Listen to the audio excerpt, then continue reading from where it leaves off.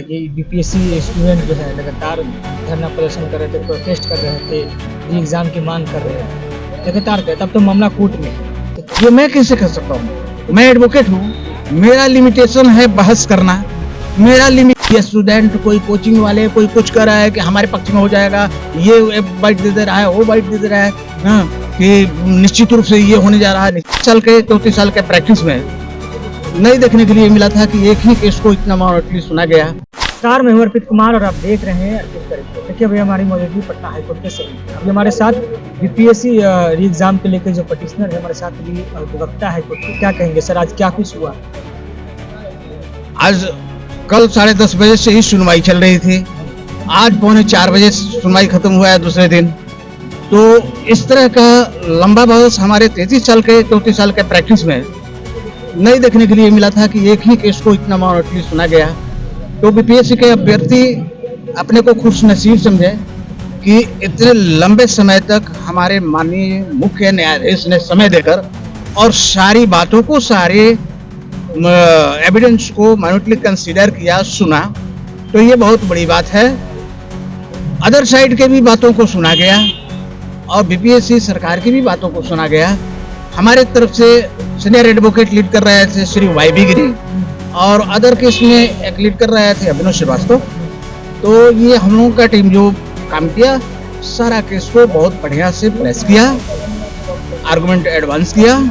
अब order reserve हो गया है। अब लेटेस्ट सी आदेश क्या होता है। अब आदेश जैसा होगा, न्यायालय के आदेश सबको सिरोधार्य होता है, सबको मान्य होता है। सर तो क्या लग रहा है सर कि इसमें क्या होगा, इस केस में क्या होगा? ये मैं कैसे कर सकता हूँ? मैं एडवोकेट हूँ, मेरा लिमिटेशन है बहस करना, मेरा लिमिटेशन है सारी बातों को रखना। जजमेंट क्या होगा ये मैं कैसे कर सकता हूँ? ये तो जस्टिस का सब्जेक्ट है, दूसरे के सब्जेक्ट को मैं कैसे कर दूँ? मैं जिस तरह से यहाँ पर और कोई स्टूडेंट, कोई कोचिंग वाले कोई कुछ कर रहा है कि हमारे पक्ष में हो जाएगा, ये बाइट दे रहा है, वो बाइट दे रहा है, हाँ, कि निश्चित रूप से ये होने जा रहा है, निश्चित रूप से मैं ऐसा नहीं कर सकता हूँ। ये सब गलत फहमी में नहीं रहना चाहिए। जुडिशियल फोरम को एजम्पशन प्रिजम्पशन पर कभी नहीं लेना चाहिए। जो दोनों पक्ष का एविडेंस एड्यूस हुआ है, दोनों पक्ष की बातें सुनी गई है और दोनों पक्ष के कंसीडर करते हुए जो माननीय उच्च न्यायालय का फैसला होगा सबको मान्य होगा। अगर एग्रीड होइएगा, आगे बढ़िएगा। अभी हम ये नहीं कर सकते हैं जुडिशियल वर्डिक्ट को प्री जजमेंट कुछ बात कहना, ये एडवोकेसी और प्रिंसिपल के खिलाफ है। सर तो क्या लगता है कि बीपीएससी स्टूडेंट जो है लगातार धरना प्रदर्शन कर रहे थे, प्रोटेस्ट कर रहे थे, री एग्ज़ाम की मांग कर रहे हैं लगातार थे, तब तो मामला कोर्ट में है। तो क्या इनको धरना प्रदर्शन से जुडिशियल फोरम को क्या मतलब है?